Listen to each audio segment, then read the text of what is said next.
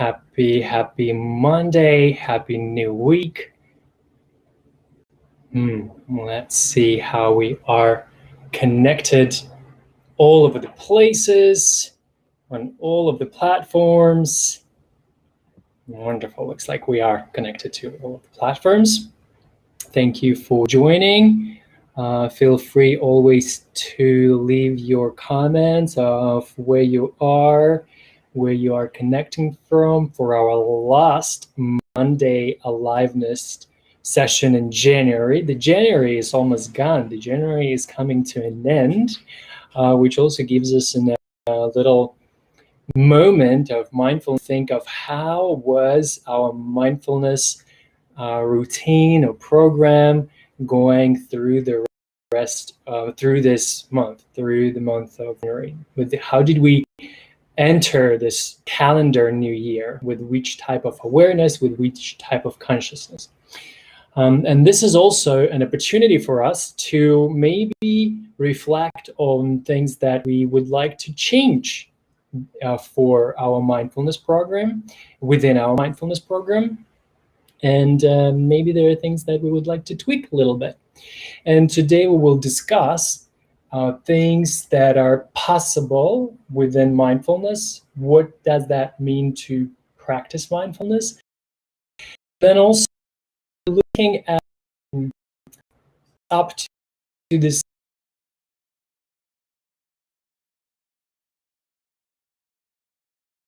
of a HeartFullness.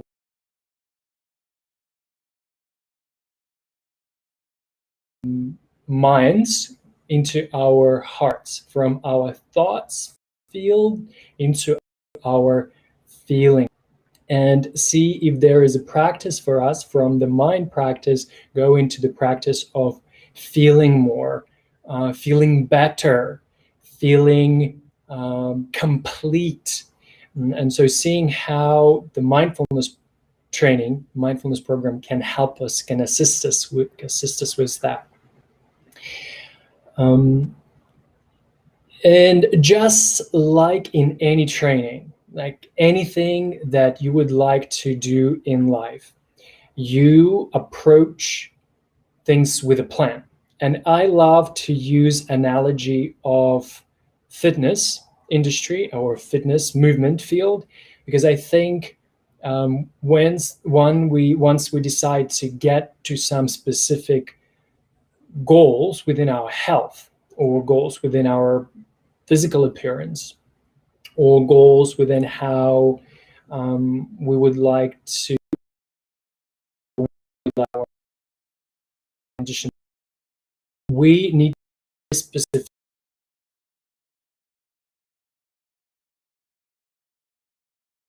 things like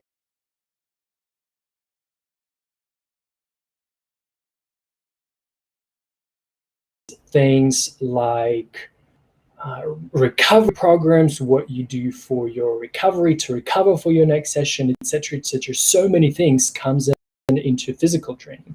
So this thing, I invite you to do your own mindfulness programs for your own program of training your mind, but also then training your heart. Or a better word would be taking care of your mind and taking care of your heart and your feelings. So when you think of movement program, what do we do for movement program? We always have a plan. How often we will spend time, how much time we will spend during our week or during our month taking care of our bodies. So the same thing comes to your mindfulness program. How much within your week, you will spend for taking care of your mind. And you know, many people, and you might know yourself, when your health is not your priority, you go around, do all other things, work and relationships and Netflix, whatever that is, and health is not a priority.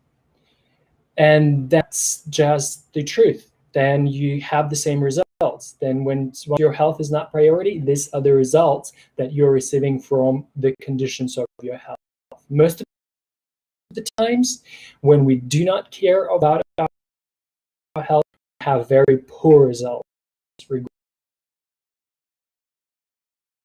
Who are just so gifted that they can receive incredible results.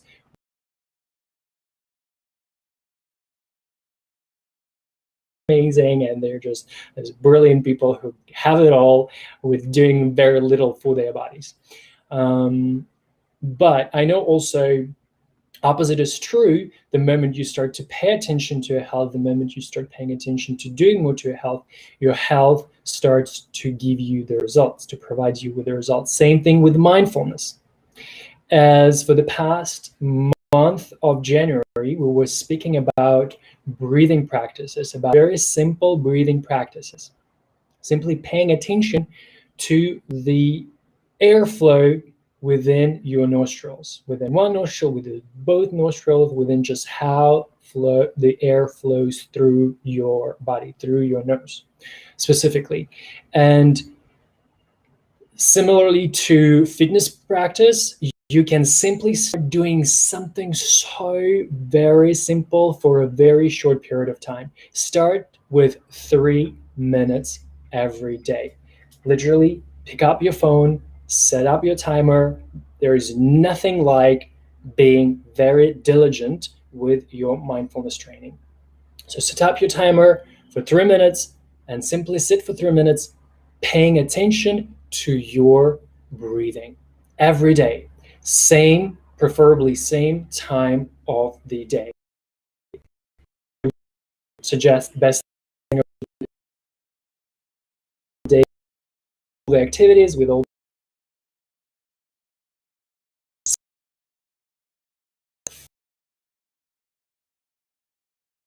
for your own body to just, and you will see if you commit for 7 days of 3 minutes of paying attention to your breath in a quiet environment, next week your body will ask you to be in that practice for 5 minutes.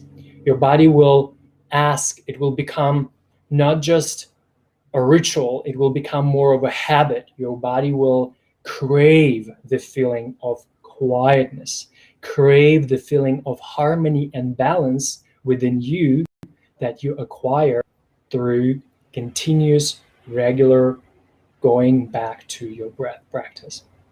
And from my personal experience, I can tell you, way back when I started my first meditations, 3 minutes of quiet, 3 minutes of just sitting, doing nothing and breathing was intense.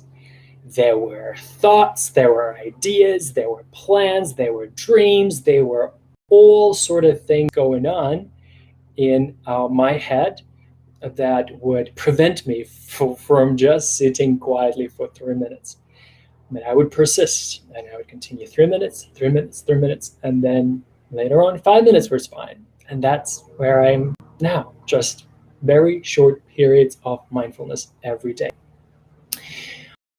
Another better idea how to manage your mindful time and how to play with your meditation and mindfulness time.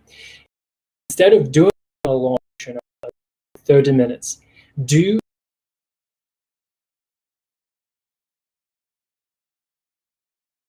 minutes in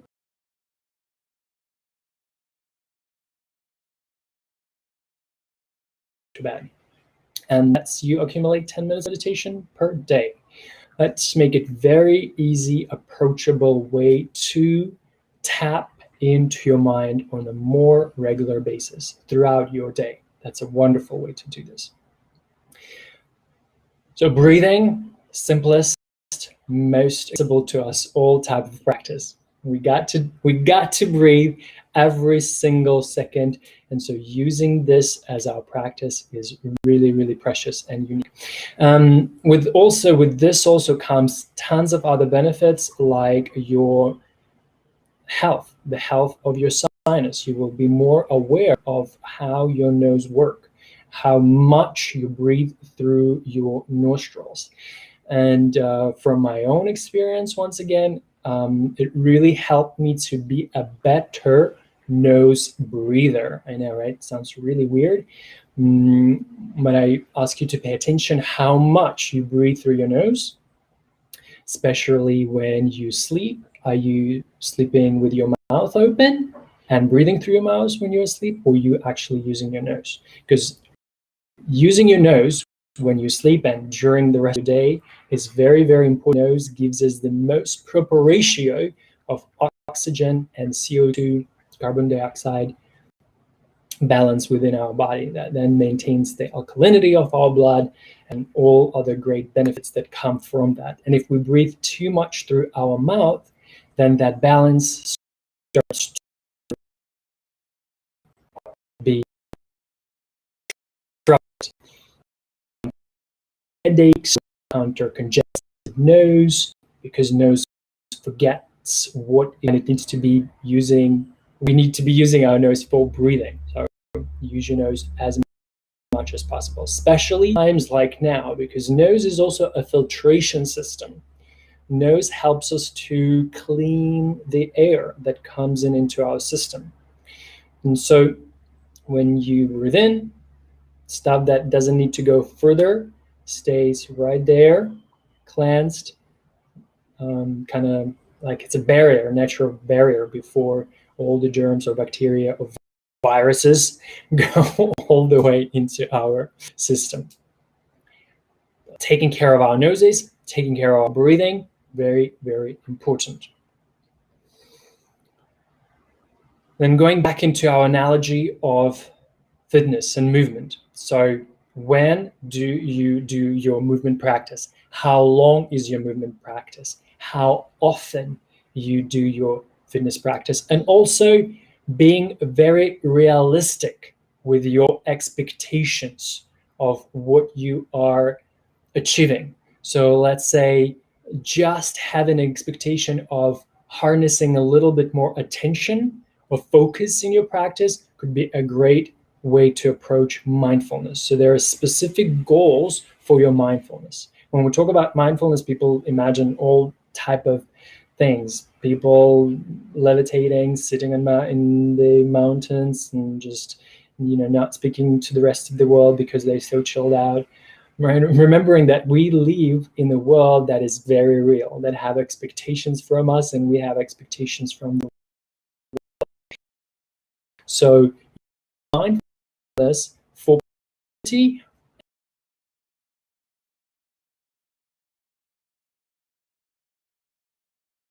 because of the focus. Our focus is very important, of course. I can't undermine that.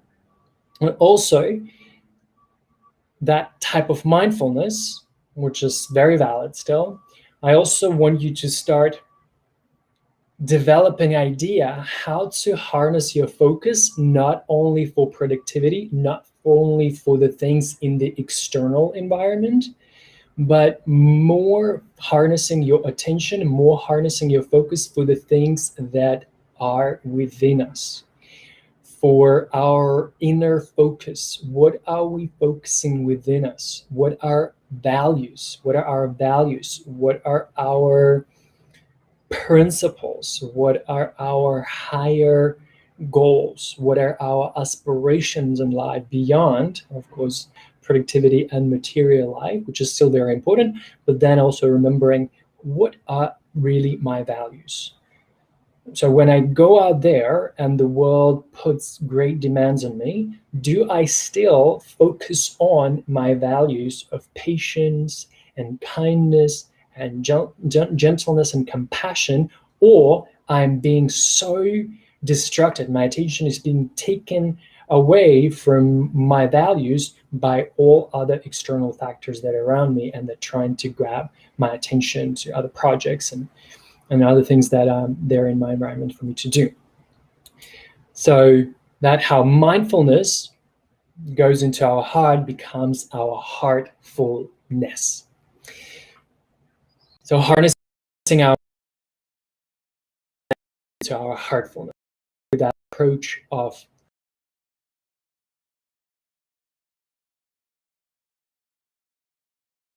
back to fitness. Also consider what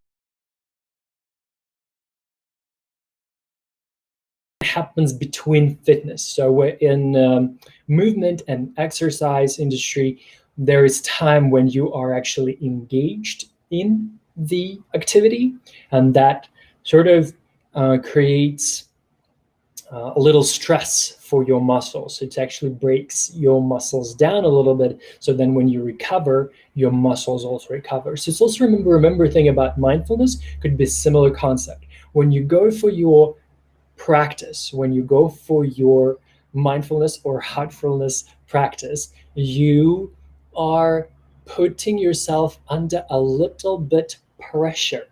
Speaking of pressure cooking, Milagros right there, friend of mine. Good to see you there. So we're putting our minds and our hearts under big focus, on a big laser light. We might discover a lot of things that are uncomfortable suddenly for us, that are not as great as we thought they are. So that's very similar to that concept of breaking down our muscles in the physical body in order to repair them. From neuroscience perspective, this is also seen as going into the adaptation stage. So we put our neurons and our brain under a little bit of overload. And so when after our brain recovers, our brain gains greater capacity to create more neurons and more synaptogenesis, connect those neurons together so that we now can function on a more productive, on a more holistic way.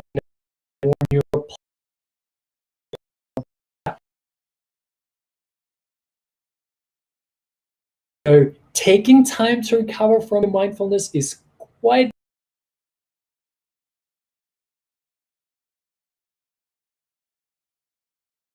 hitting every moment of your life.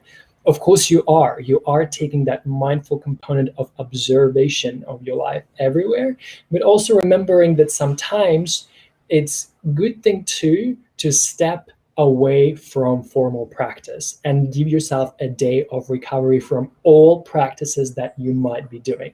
Because a lot of people who I might be actually talking to, they're preaching to the choir, already have a lot of established mindful practices that they maybe already do them for like from an hour to 2 of their day.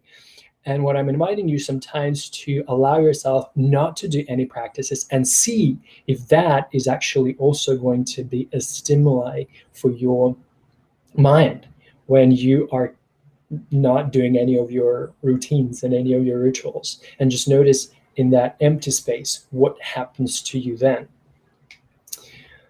And simply remembering that mindfulness also, we are responsible for taking some action, but also as a part of nature, we can surrender. We may surrender to this greater, bigger picture of allowing mindfulness, allowing heartfulness to happen to us. Instead of us doing it, allowing mindfulness and allowing heartfulness to reach us. And let us receive it in that way. So that's not all on our shoulders all the time. We got to train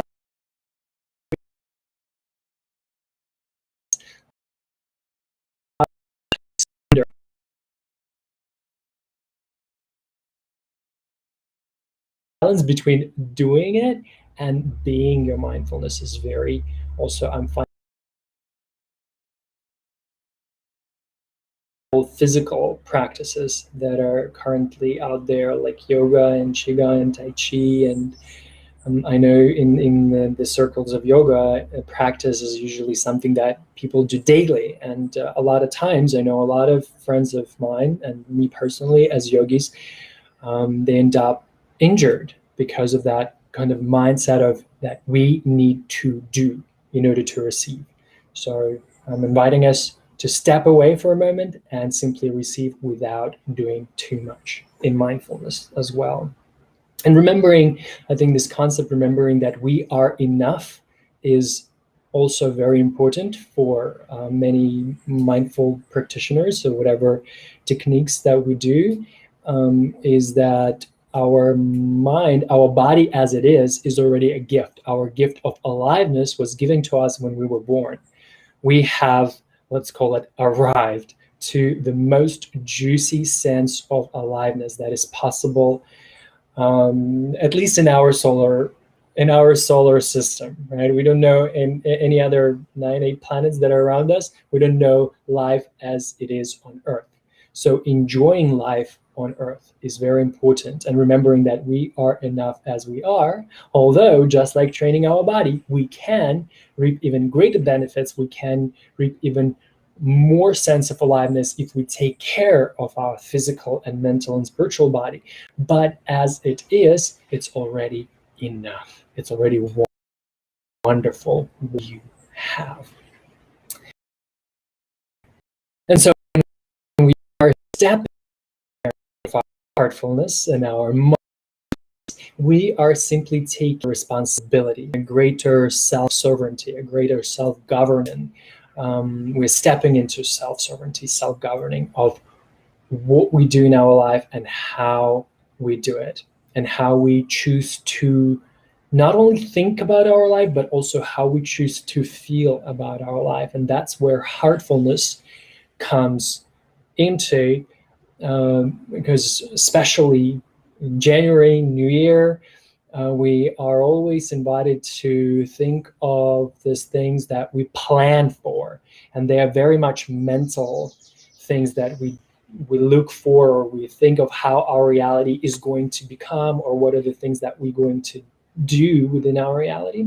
So I also invite us to consider what are the things we would like to feel as we're going into this new year. And why I still talk about New Year, because we are heading towards Lunar New Year, and a lot of friends of mine who are watching in Asia or from Asia, 11th of February is going to be a Lunar New Year. So it's also known as, I guess, Chinese New Year, but more appropriate ways to call it is Lunar New Year. I also call it a Cosmic New Year. So there are so many different traditions that allow you to start year over and over again, that allow you to step into a new perspective of your reality.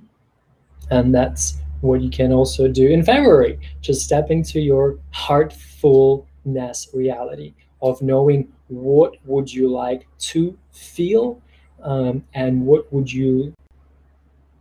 are you feeling instead, not what would you like to feel. And reality you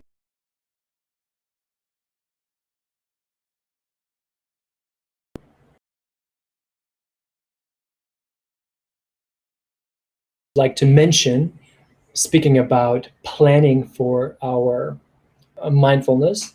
Once again, remember comparison to physical movement. So recovery time, very important.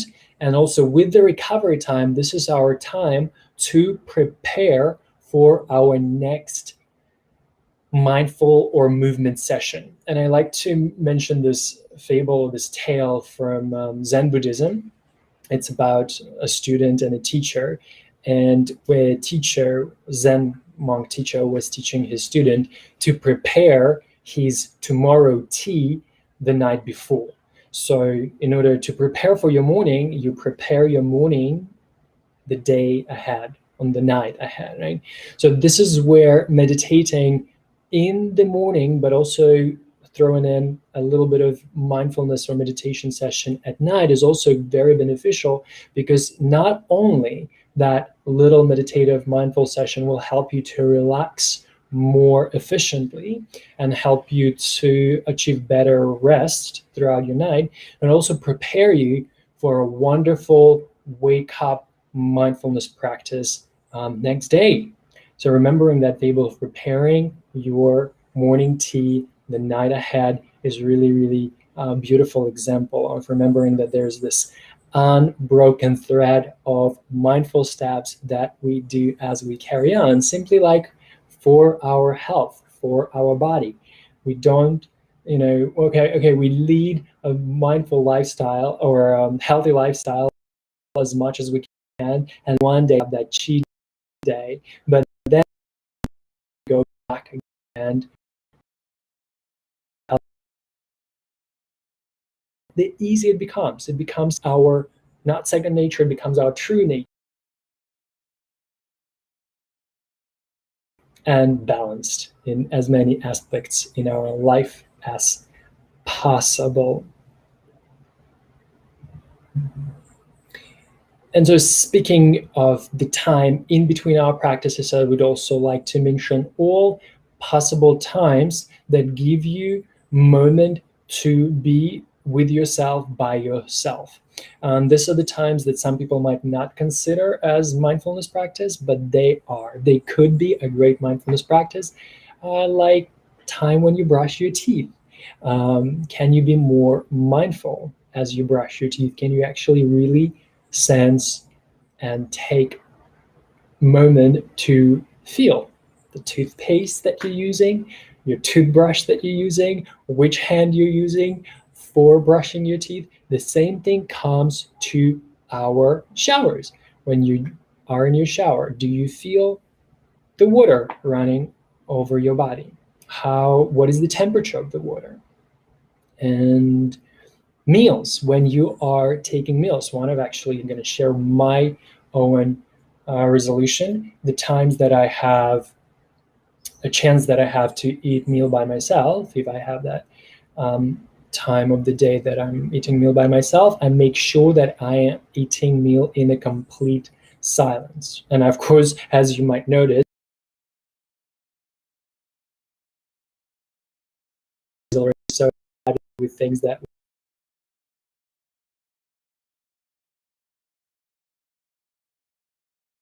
or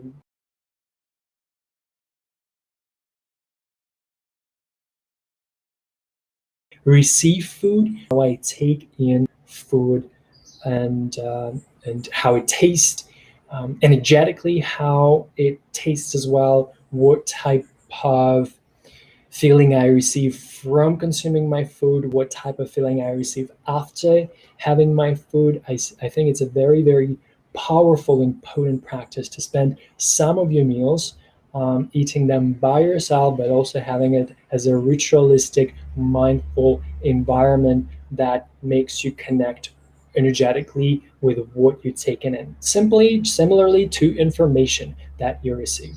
So the more you become aware of the taste that you eat and the food that you consume, you also become more aware of the information that you receive around you on all levels, on vibrational, energetical, physical, physiological, mental, spiritual levels.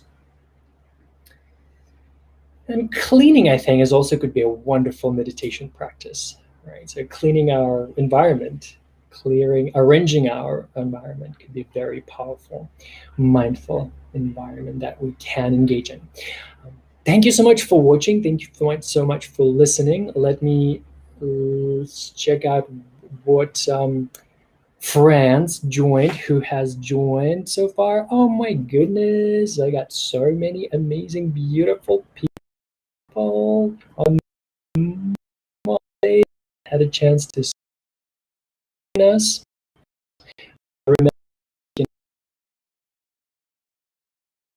And I would love to share your idea with us.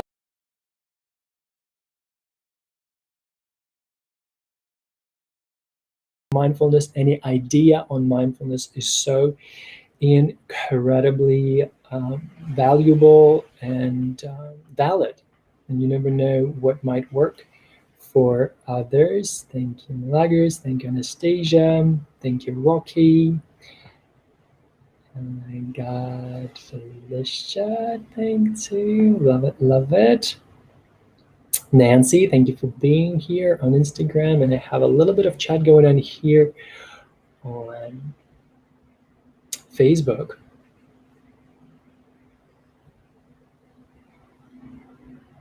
All right. Thank you. Phyllis mentioned about the jaw dropping and mouth opening during the sleep. Yes, that what happens to many of us. And here we come, another type of mindfulness that you can actually start practicing and training is to become more aware of your mouth during your sleep. And this is also what happens to you the more you meditate, or the more you do any type of mindfulness. You become more aware of your sleep and your dreams, of course, as well, and also your physical sensation as you sleep. And so you're becoming more and more aware how you sleep, what you do with your nose. Your nose works as you sleep, and how much you, and so immediately it gives permission to your mouth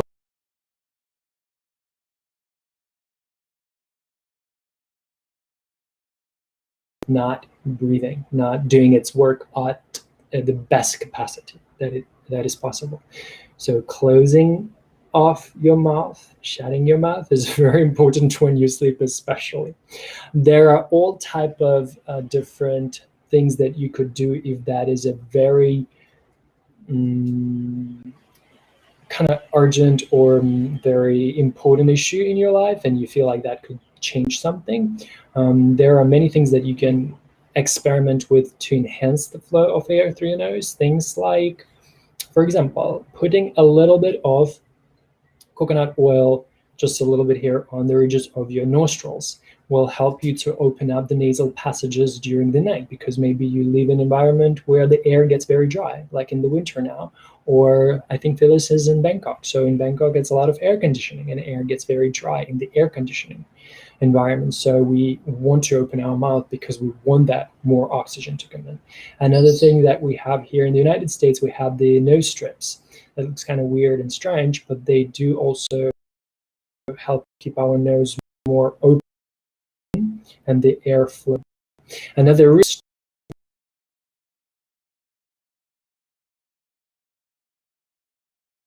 tape for the mouth, but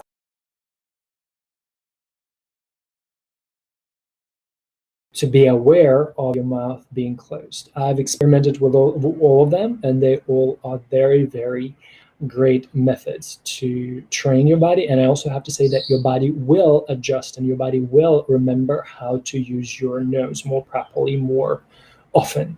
So you don't have to use them all the time, but the times where your nose gets lazy, or you get into this pattern of using your mouth more, then you can use those tools and methods of training your nose to breathe better during the night. Siri timer for 3 minutes. Brilliant, Lawrence. That's exactly it. It's so easy right now to set up your timer. Siri, set my timer for 3 minutes. And there she goes, helping you to meditate. Thank you, Rumi, for tuning in.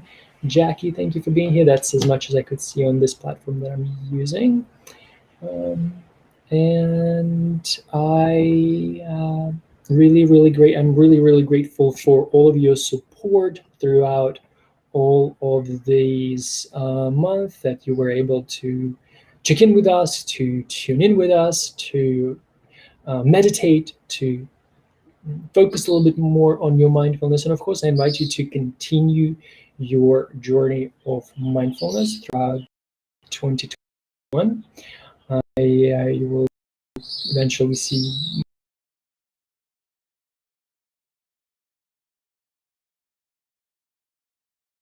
it's going to be posted here. Do on Heartfulness rather than Mindfulness of Gene Keys. Gene Keys is simply a tool that helps us to attune and harness and polish our ability to feel the world. So every week I reflect a little bit, contemplate a little bit on a specific set of feelings, sensations, attitudes toward life. They call Gene Keys. And of course, I invite you to do the same. And it helps you to discover quite a lot about who you are, how you relate to the world, how you relate to others, and of course, most importantly, how you relate to your beautiful self. With gratitude and light, I wish you all an incredible week ahead. Bye. Thank you so much for being here.